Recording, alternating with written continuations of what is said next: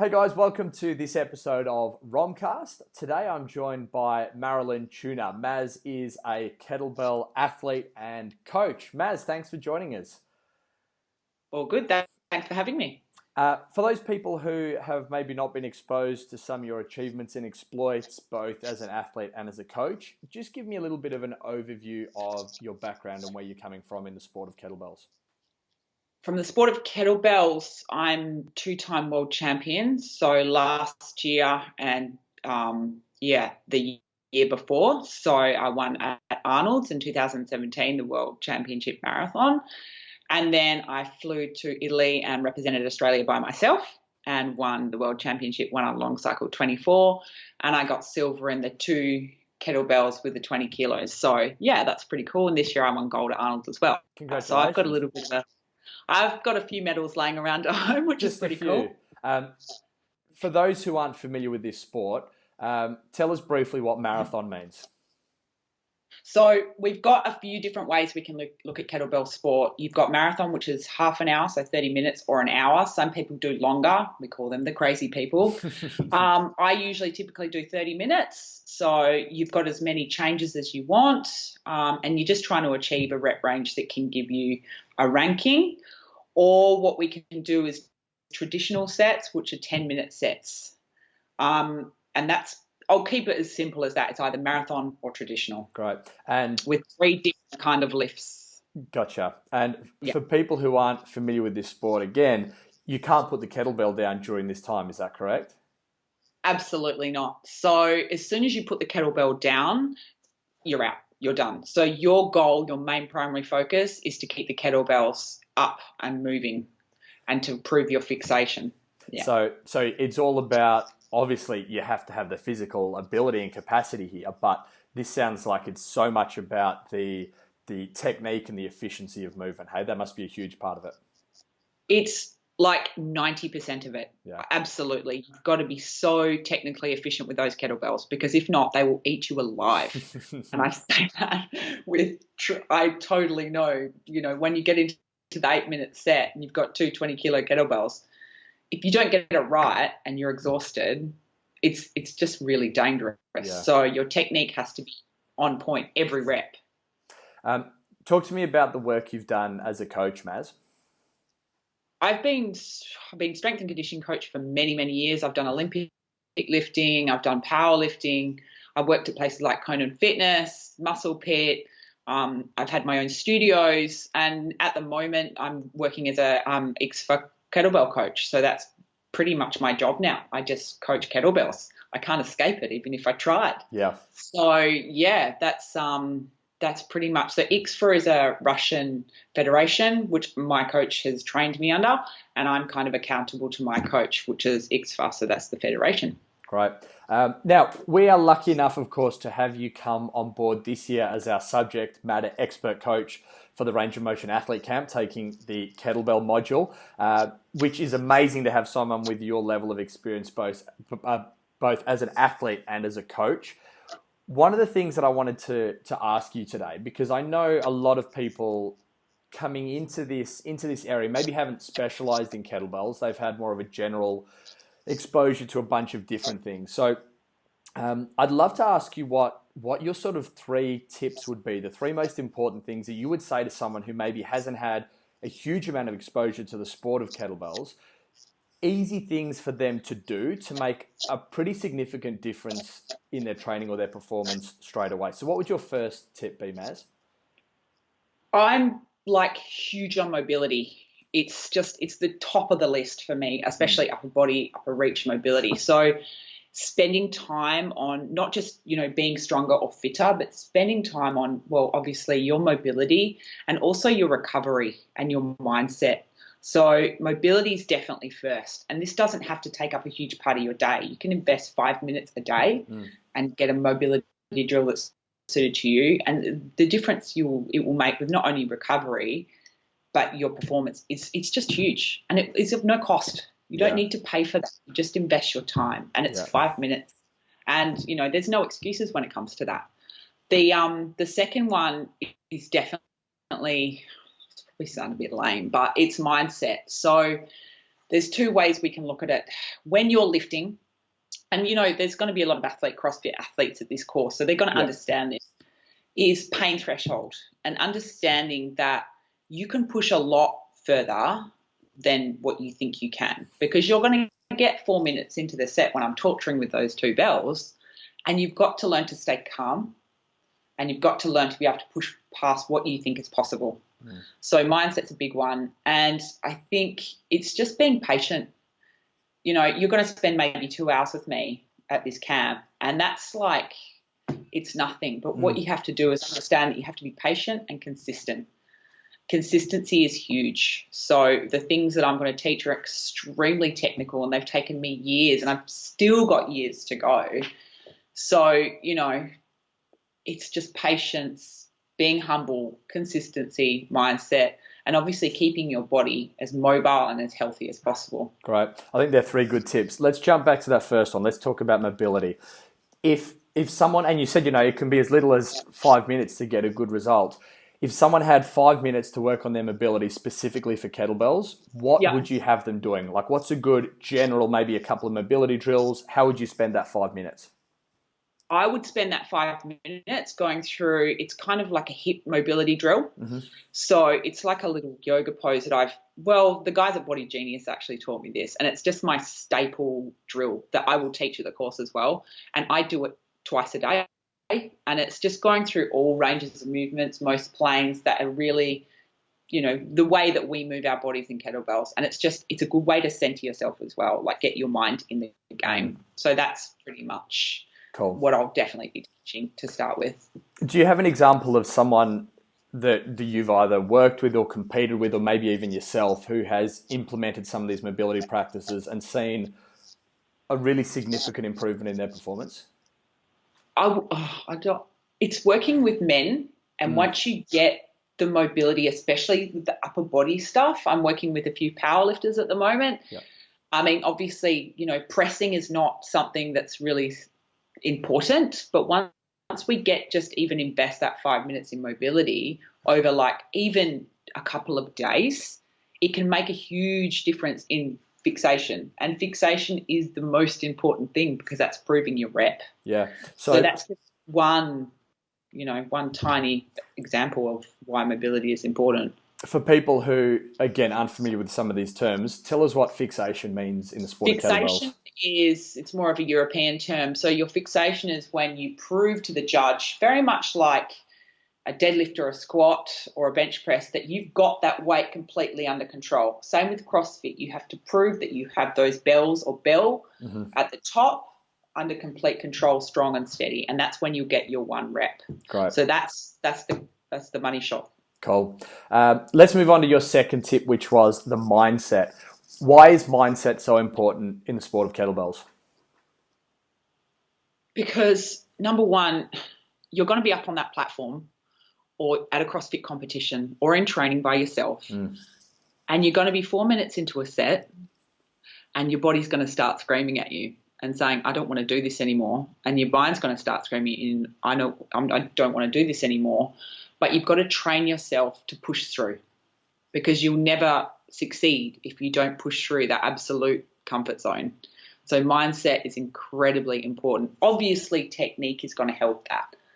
But this, in the end, is what is going to get you through that set. Nothing else. You can be technically proficient, but if you're not strong in the mind, like my coach would tell me, you'll be no good at kettlebell.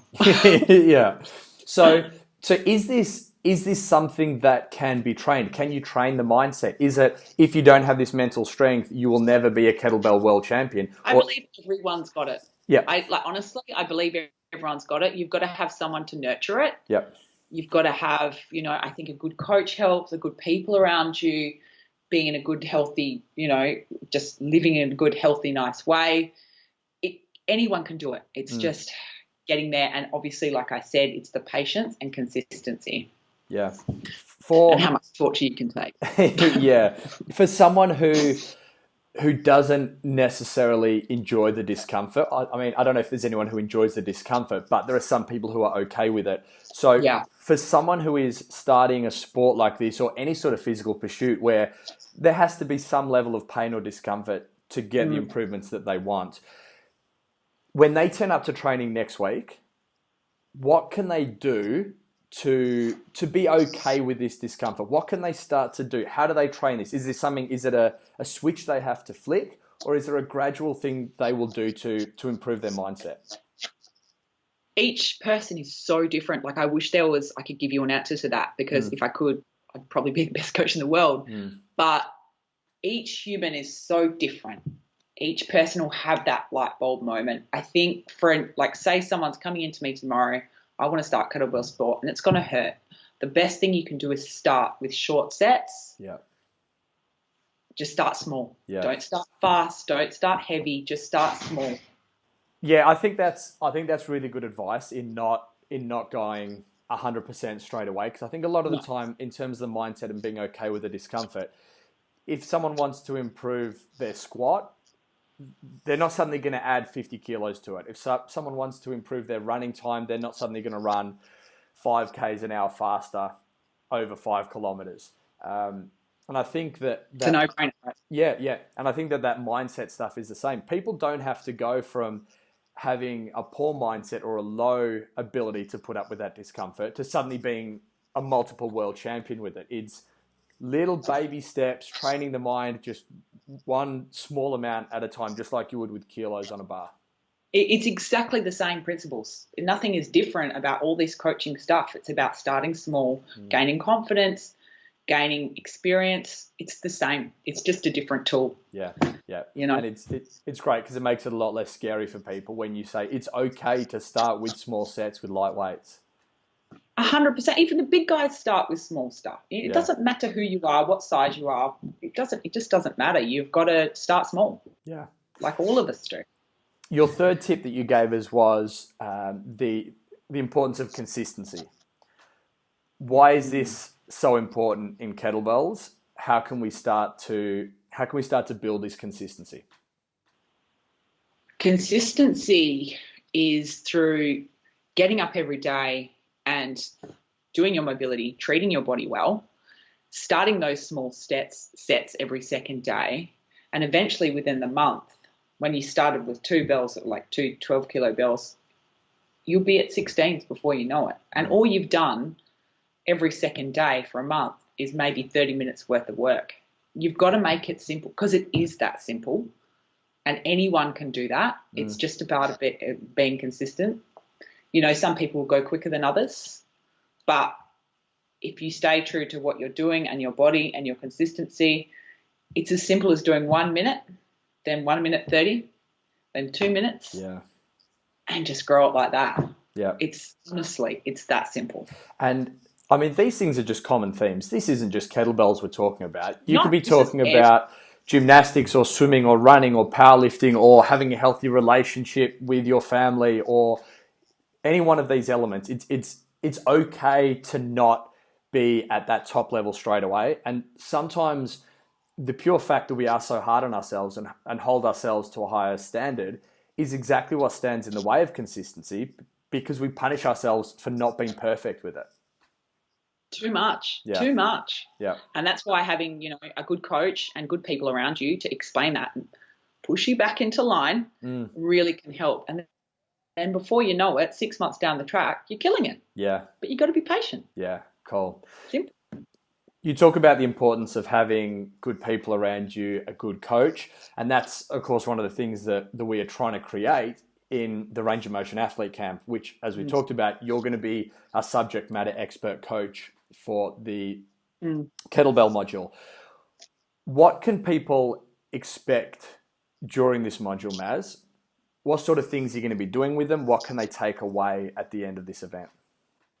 I think obviously we're going to have a lot of very able-bodied people at this camp. So I'm not going to start as if I was teaching a general population class. Obviously, I'm going to teach, clean and jerk, snatch, the jerk, explain how it all works, go through the motions, teach some complexes. So where we, use a number of different exercises and put them together. We're going to push. So we're going to see how capable people are, where they're willing to go, where they're not willing to go. Yep. A lot of mobility. Like I really want to kind of hone that in, because that to me as a coach, whether it's in powerlifting, Olympic lifting, kettlebells, just living, is incredibly important. So I'm going to put a lot of that in there. And then the mindset as well. So kind of as I go through, explain why I do it and why it helps me and why it's going to help them, whether they want to be a CrossFit athlete, a power lifter, a strongman. It's all relevant. Yeah. 100%. From a personal perspective, I've recently, as you know, started to try and learn a little bit more about the sport of kettlebells. And having come from an exercise physiology background and being a coach myself for a decade plus, spending a little bit of time working with you, a little bit of time also working with your coach in a training capacity and learning from you guys, in a really short amount of time, it's completely overhauled both how I move personally if I'm playing around with kettlebells and how I coach my athletes as well. And I think it is such low-hanging fruit. I mean, there are like a small handful of 2 or 3 things that if you apply that, it is going to completely change how you handle a kettlebell. And I'm 100%. Just so excited that more people are going to have this opportunity to learn from you and make some changes that I honestly think are pretty easy changes, and they're going to have a huge effect. And that's the really exciting thing about coming in and teaching this, because I know they're not difficult. This is not some crazy maths equation or any fancy words. Exactly. It's just let's learn how to do it and let's implement it in what we do. Yeah. It's a no-brainer. Yeah. And these people already have the physical abilities to do this. There's nothing stopping them from doing it other than just real good coaching. And I know that from the work I've done with you, I know that they are going to get that in spades at this event. It's very exciting. I'm looking forward to it, actually. Yeah, as are we. Maz, how can people follow you on social media, maybe Instagram, Facebook, watching your progress as an athlete? Where's the best place to find you? Or just Facebook under my name, Marilyn Tuna. It's a bit hard to forget. Mm-hmm. And same on Instagram. It's just my name. Yeah. So they're welcome to jump on and check it out. I've got lots of international people that I kind of talk with and coach with, like Italian team from Jordan. So I'm very well connected in that area. So we spend a lot of time on Facebook as well. And we post a lot of stuff about international kettlebell lifting. So feel free for anyone to jump on and ask me any questions. Like, beautiful. I'm always, there ready to help. And but I'm really looking forward to coming in and training your team. Excellent. Be good. Well, we look forward to having you in September. In the meantime, thank you very much for your time today. It's been really good to get the insight of not only someone who's a multiple-time world champion in this sport, but who's also had such success as a coach as well. So thank you very much for your time, Maz. Thank you. See ya. See you in September.